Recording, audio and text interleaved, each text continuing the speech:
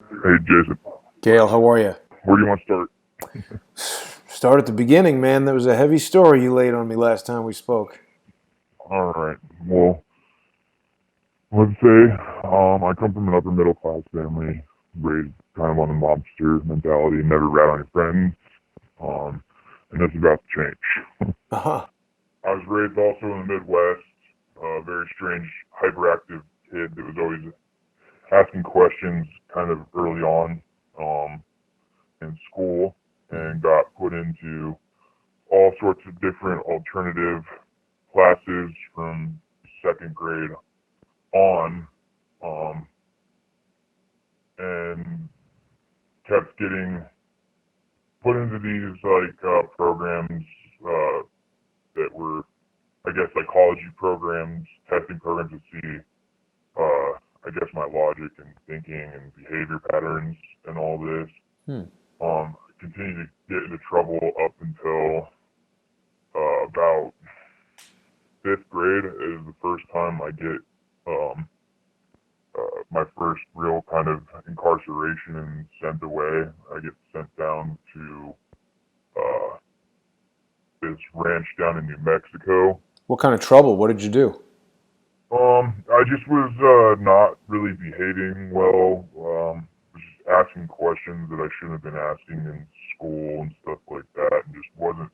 I wasn't focusing on what the normal um, average kids, I guess, would be doing.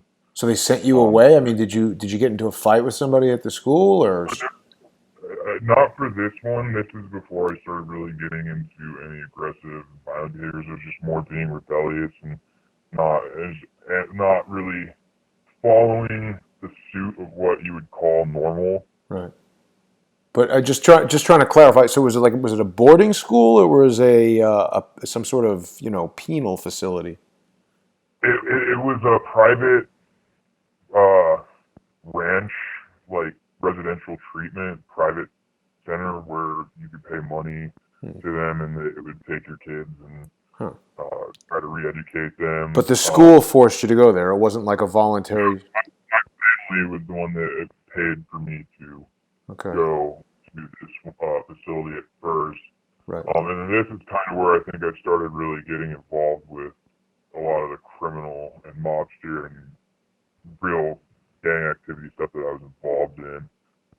Um, Got it. and so let's talk a little bit about this center. I don't want to give the name Yeah. out on this ranch just due to I'm sure they're still operating and I mean they might be trying to do some good work, but this Uh-huh. is just part of my story is where I was there. I was introduced to some kids that were MS-13 members, Wow. and granted, you got to figure this was quite some time ago. This was before.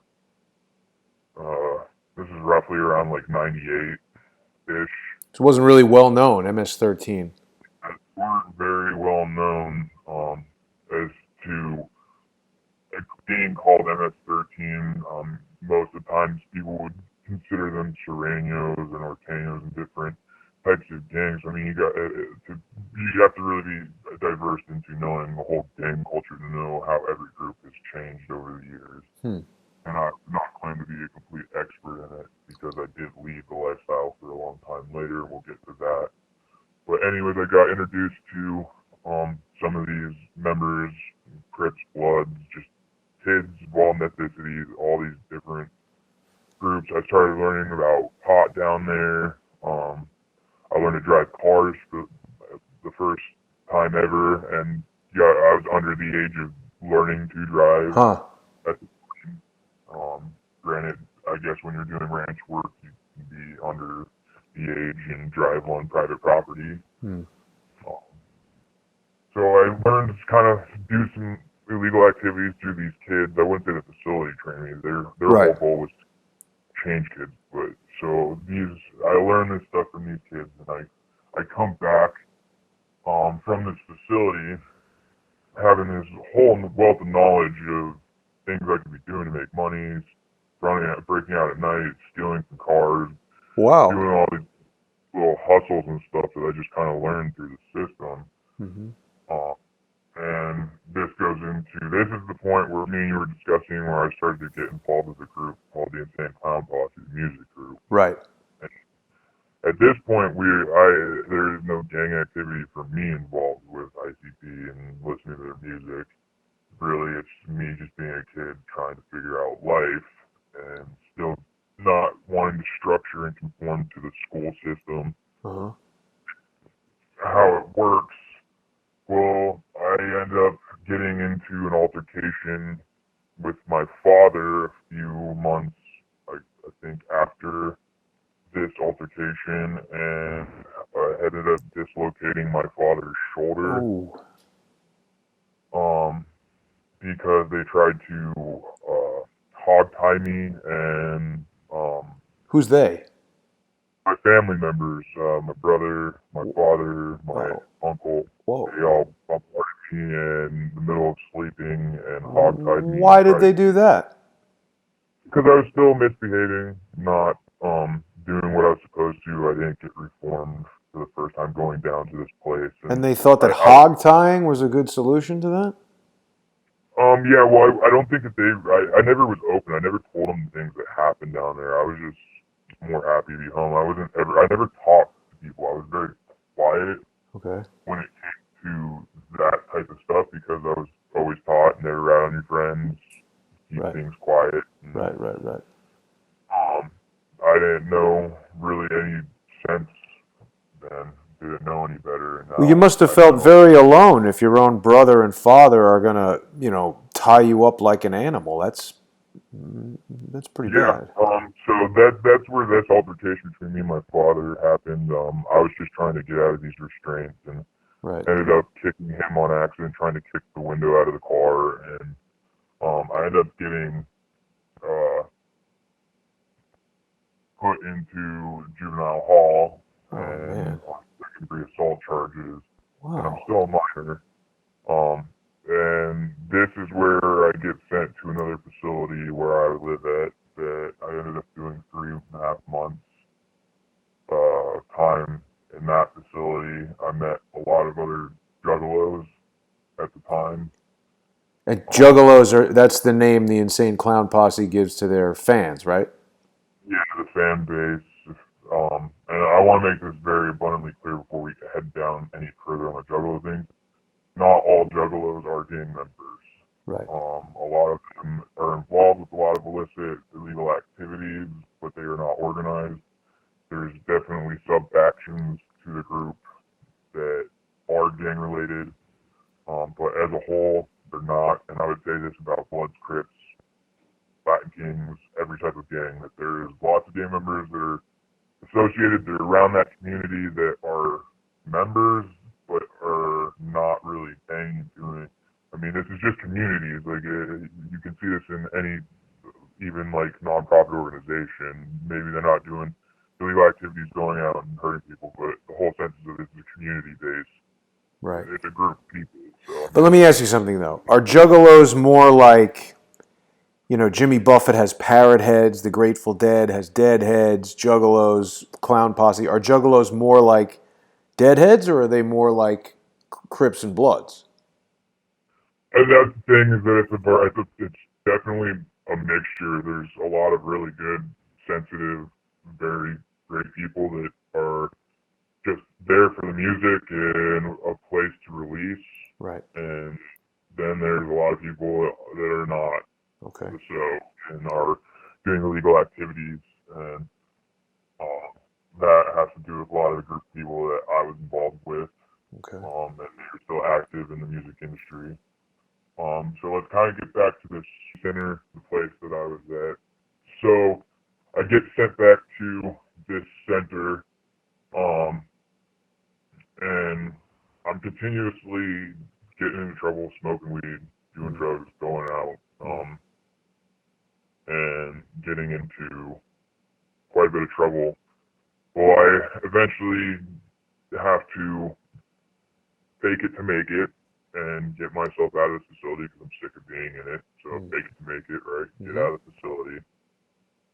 And this is when I come back to school and I start meeting a lot more juggalos around my school, and we start getting organized, and we start um, hanging out every day. We're starting to try to get put onto this music label. And you got to realize this is like sixth grade, seventh grade, all the way up till out of high school. Mm-hmm.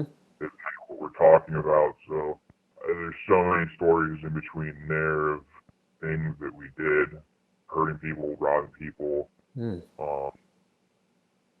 One of our group members robbed one of the employers we worked at, got away with quite a bit of money, and so we started this group, this Juggalo music group, and they're still active. I don't want to say their names Sure. quite just due to a lot of things I've said could end up leading back to me. Right. So we started this group that got signed to Psychopathic Records. They got signed out of probably, I want to say, freshman year. They ended up leaving the school, headed to Detroit, and started working on the label. And How old were you guys at that time? Probably, I was like 15. Wow. So the record label signs these 15-year-old guys. They drop out of high school and move to Detroit? Yep, and then they ended up working with How them. can a record label make a contract with a 15-year-old? All right, anyway. So, okay, sorry. Well, they have to get your parents' signature, and your Wow. parents probably owned the rights to most of their stuff until they were 18. Huh, okay. Is what I would figure, Right. just knowing how I wrote up a contract for an artist back in the day. Right. But so they end up going off. Not a lot of us continued to talk to them. I think a lot of us were from the group were what's the word for it? Jealous. Yeah. Yeah. They ended up making it because they weren't really living a life and living in the streets. And well, so let's get into a little bit of my story, which is so we ended up getting into a bunch of trouble throughout high school. And I will tell you the story of what got me taken out of this whole world of being criminal and doing stupid stuff. Because like I said, I was getting into quite some trouble. I was on probation a bunch, and I ended up striking out and getting committed to the Department of Youth Corrections. Mm-hmm. And did 2.5 years. And so totally, without telling every story, I've done 9.5 years in juvenile lockup, and then probably 6 months of adult lockup, which is not relevant to any misbehaviors of gang activity. But other than that, I've stayed pretty much fair and clean from the law since being a juvenile. So when you were like 15, 16, you were in some kind of juvenile detention center, essentially jail. Yeah, basically, so from the age of 17 and 3/4, I was locked up until I was 20 years old. Wow. Yeah. And I got a lot of education in there. I ended up graduating high school, met a lot of good counselors in there that helped me, I think, reprogram the way I was thinking, and then did go back out to society and started to contribute. Mm-hmm. And Gail, sorry to interrupt you, but let me ask you this. When you were there in the juvenile detention center, did it feel more like boarding school or prison? it's definitely not the norm. I got a mental health bed. So my experience with DYC was a little bit different than most people. So I ended up getting a lot of counseling and group therapy and drug counseling and stuff like that. And so it wasn't like some of the other programs like YOS, which would be more like an actual prison for kids, where you're locked down 23/1. I ended up attending school groups and getting to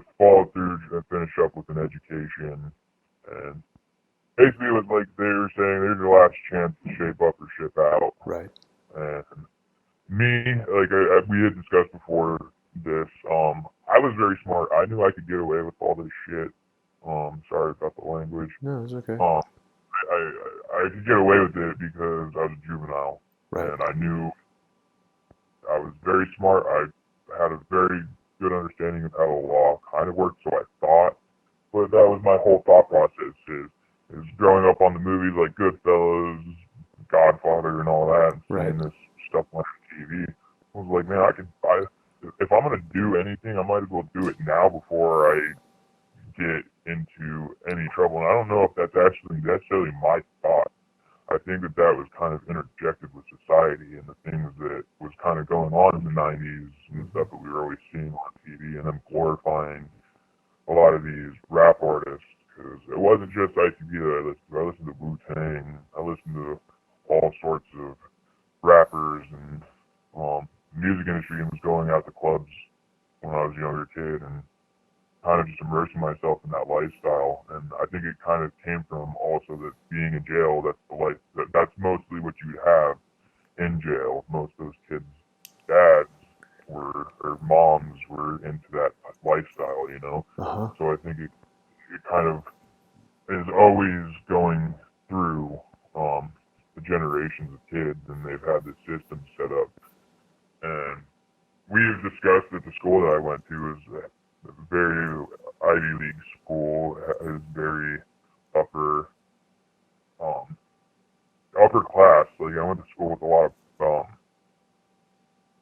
sports, a lot of professional sports athletes, kids, a lot of celebrities from Hollywood went to my school.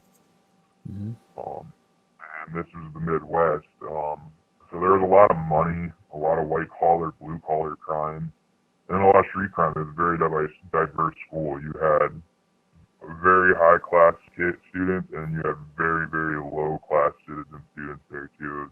It's a very weird school, and it still operates the same to this day. My brother-in-law graduated from this school a few years back, and just from his group of friends and stuff that I witnessed and know that they were into, same thing. And it's very sad because my brother-in-law kind of shared the same story where he kept getting in trouble at the same school, and he ended up getting committed to Department of Youth Corrections also. So I'm not the only person with this story out of the school. Right. And that's something new that I haven't told you, and I'm not trying to drag in a whole bunch of people. No, but it's I think people want to know about this. Yeah, I mean, like me and you've discussed, I wanted, I'm now, I think, middle-aged and just kind of want to atone and change for a lot of the stuff that I witnessed, what I've seen, what I keep seeing is going on. Mm-hmm. And I think if I speak up and start saying something, it might change it. Right. So I was involved with this group that we created this gang. We were banging and fighting, stealing, jacking people, doing all sorts of crazy stuff. And these artists still to this day are trafficking narcotics. They're building a record label from drugs, just like pretty much any other record label. Now wait a minute. You're saying pretty much any record label that's not like Sony or some major something or other is gangsters and criminals who are selling drugs to fund a record label. I mean, there's DJs that are making it that aren't. What I'm talking is to the street club hip hop scene for sure. Most of them are either selling illicit drugs, or they're in some form of a racket, right, or some type of criminal activity, and they use these businesses, LLCs, as fronts to launder money. I see. And this goes all the way up to Sony. I mean, you figure a lot of these artists, they jump through these little independent labels, and they eventually make it. They have such a huge fan base, and they have enough big network that, yeah, I'm sure a big company is going to sign them and then travel them across the country. I would not be surprised that the entertainment industry in Hollywood have a lot to do with the trafficking of drugs and Well, empathy. let's just stick to the stuff that you got firsthand experience with. And then this goes into where we're just discussing is that I've been in the back room, white room at shows, and I've overheard artists and security guards of artists that have talked about other artists and their illicit activities. I've overheard that the artist Tech Nine uses his car wash as a money laundering front. Hmm. And granted, this is hearsay; I can't prove it. But Well, I'm sure if anyone let's not say that. takes the time to look into it, it's not hard to see. This is obviously a giant network of people that they're definitely trafficking across state lines. I know that one for sure. Especially with my group of people that I was involved in, they're trafficking across state lines. I've even tried to give this information to law enforcement before. What'd they In say? the last few weeks, nobody's ever contacted me back, and it probably has to do a lot with I'm probably not the crediblest source because of the stuff that I had done, I see. and it's kind of hard for somebody to change their life around from my type of background and past. It's hard to take somebody seriously. Well, I don't know, man. I Involved. think that if the cops want information about who's doing crimes, someone like you might be in the best position to tell them. But all right. See, I mean, and that's where it comes into is that like I've educated myself quite a bit, and we've talked about Freeway Rick Ross before, and that's where I can't say that there's a government entity like the FBI or CIA behind the Juggalos and the movement, but I mean they've been known to traffic drugs into the country before, and they've caused the 70s, 80s crack epidemic, and I would not be surprised that this is again something that's going on. Not to take it to a conspiracy, but I definitely think that there is a big involvement into these people are destroying many people's lives, and they start worshiping all these false idols of artists, and these artists don't care about you. All they care about is making their paycheck, making their money. Right. Well, it's peddling poison to people. Right. And then they just make a giant network of fans to hide behind, so you can't just pop everybody, because they'd have to arrest every juggalo, you know? So it's a great cover-up for an illicit operation to work. Right. And I mean, if you look at the backstory of ICP that built their things out of nothing, they say that they're not a gang. Well, let me lay this fact out for people. Let's talk about Psychopathic Writers. That's an album that they put out, not on Psychopathic Records, because they would get sued because they stole and sampled big artists from NWA, Ice Cube, Flavor Flav, Public Enemy. They basically stole those and then re-put over their own lyrics, and it's all about gangsters robbing people, just living in the streets. So they basically did what NWA did in California, and they just made it white and pretty much pumped it out in the Midwest. All right. So I've followed it and have been watching like the ICP stuff of them trying to get Juggalos off the gang pass list and all that. And I mean, I agree. I think that they need to have them off the task list because, like I said, there's a lot that aren't. There are a lot of undereducated people that are being manipulated. So FBI or whoever has classified Juggalos as a gang. Yeah. Okay. Interesting. And this was after 9/11, and I mean, it's kind of funny that a lot of this stuff and what happened all kind of goes back to those times, you know. Not to get on that conspiracy stuff, but that's where a lot of my life started really turning for the worse, and I started getting involved with a lot of these people. And like I said, prior to this interview, I can tell you a little bit about this story. I have a friend that his dad was one of the big methamphetamine dealers in the state. And his son went to the same school as us, and I was actually supposed to go and rob this guy. He was one of my friend's dad days before I ended up getting locked up and doing my time in DYC, and I'm glad that I wasn't involved in this or anything of the sort. But a couple of my other friends are the ones that ended up pulling it off and then robbing this guy. And Why do you yeah, say so he you're was one Why of did you say you're glad you weren't involved? What happened? nothing really bad happened. I think that if I would have been involved and I wouldn't have gone to DYC, I would have really continued to gone down this route. And a Got lot it. of Got it. the people that I was involved in, I would have ended up doing a lot more serious time. Mm-hmm. Either would have been dead or Sure. locked up for a very long time. I've had a lot of groups of friends from my school that have got locked up for attempted murder. Mm.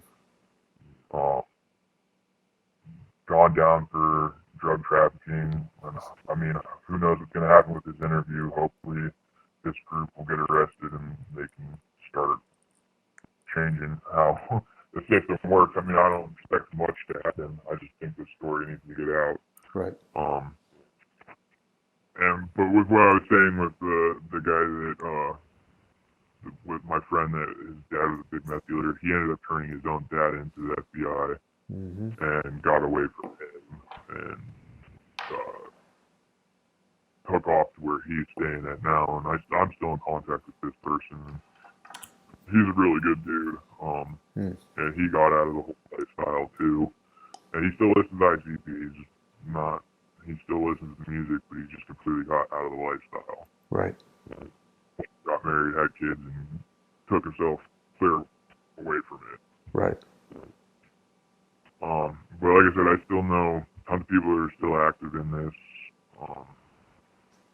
And this goes across many networks of people. I've met other artists that are from the East Coast to the West Coast, small time, big time artists, and their entourages. And I mean, it's not just the Juggalos. This is pretty much any hip hop artist you can say. They have these networks behind them, and their entourage of people, and it's pretty much how a lot of them fund a lot of the stuff that they end up doing. Until they eventually get a big enough fan base that they're just selling out tickets and Right. headlining and putting on everything. That's the majority of these artists end up getting to where they are. They end up having to break the law to get to where they're at. Well, I mean, a club show or something, is sort of a perfect money laundering venue because it's all cash and there's obviously not really any accounting of how many people go there and how many T-shirts they buy. Let me kind of break it down to how this I think it will work, and I've seen it work. Is you get your merch booth, you have your person at the bar serving drinks, and you have your dealers that are out in the club. They sell their drugs. Right. They go and they put the money into the merch booths, and then that money is now clean. In a matter of literally transferring the drugs in minutes at the club is now turned into legit cash that they can say was T-shirts or CDs or whatever. And nobody's talking about these things. And one of the people that you have on your show said something kind of funny the other day. He was like, got to point your finger at the evil and the darkness and show them, you point the light at them, it'll start changing. So that's kind of what I'm feeling. I'm proud of you, man. Takes courage. So, I mean, I guess that's kind of like a beginning of it. And not get, like, this is a really long story and there's a lot that could be talked about. But I kind of tried to get it down to 20 minutes for you. No, I think that was. Do you have any more? That was good. I think what we should do is let me put this out, and let's see what kind of information comes back. And I mean, like you said, you want to try to change this situation, and we do have law enforcement people and people from all different walks of life and professions that listen to this. And okay, let me put this one thing out too. Sure. Because it's recorded. My school was full of money, celebrities, and drugs. It was a free drug zone, dare zone, but you could get anything you wanted at the drop of a call if you knew who to call at my school. Parents, friends, they were all involved, selling large amounts of drugs. pretty much like anything, molly acid, psilocybin, like you name any type of drug, you can get it from this school.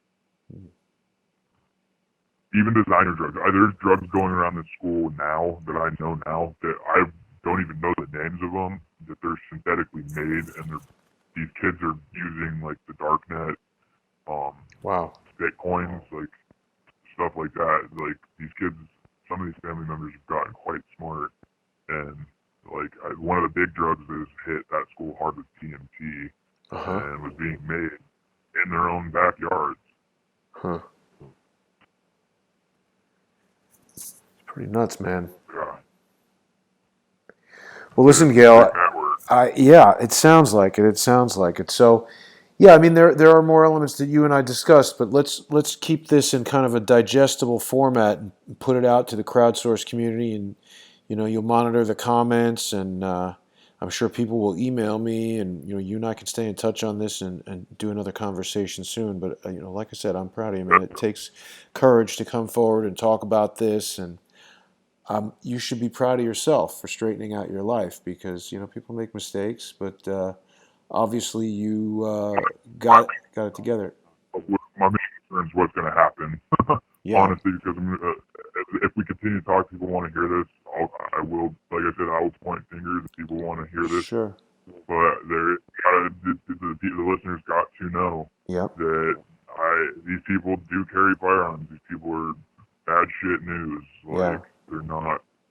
I'm going up against a force of people bare-fisted. Yeah. And want to hear the story, let's get it out there. But you got to make sure people start shining the light on them. Let me ask you this: how's your relationship with your dad and your brother now? My dad and my brother is very good. We talk as much as we can. He's a neurosurgeon. Wow. So he's quite busy. And my dad is retired. Me and him have a hard time seeing eye to eye on things. I think a lot to do with his background, and I don't want to kind of get too far into the things that I know about my dad. But I think my dad is withholding a lot of information from me, and he's not allowed to tell me a lot of information. In terms of what? Due to some of the stuff that me and you have discussed. Just like I think he's under probably contract. He's told me before once that he was recruited by the NSA. He didn't take the job, but I've been told if you ever get contacted by the NSA, and to my knowledge, you get offered a job, and you're never supposed to discuss or talk about it. So that's where I'll leave that. Got it. No such agency. Hey, if you have a second, I wanted to ask you something. Yeah, sure. With Quinn's research and the stuff that's going on, the quantum computers, I just, within my own research today, I noticed something about the California wildfires, and one of these videos I saw that came out just literally days before the fire started, that the University of Southern California has one of the active quantum computers running, and the fire started up right after they started doing this new research on it. If you want, I could send you over the video. Sure. To that, but this was mind blowing to me. I was like, wow, Quinn's on to something with this, because like, why are all these natural disasters happening around a lot of these structures and tech companies, Mm-hmm. So send it along for sure. Well, that's what we were discussing. Listen, Gail, I appreciate you calling, man. I appreciate you sharing the story. You've been through a hard life. I hope everything's going well for you now. And it's going good, man. I'm doing a lot of research, doing a lot of reading, educating myself, which is probably the best thing to do. And what I suggest anybody do is read a book. Right. Learn. Yeah. Because if you continue to not learn, you're gonna end up being like I was and stuck in a cult group of people. Right. All right. Well, I appreciate you calling, man, and let's stay in touch. I'll speak to you soon, okay? All right, man. Have a good day. You too. Take care. Thanks very much.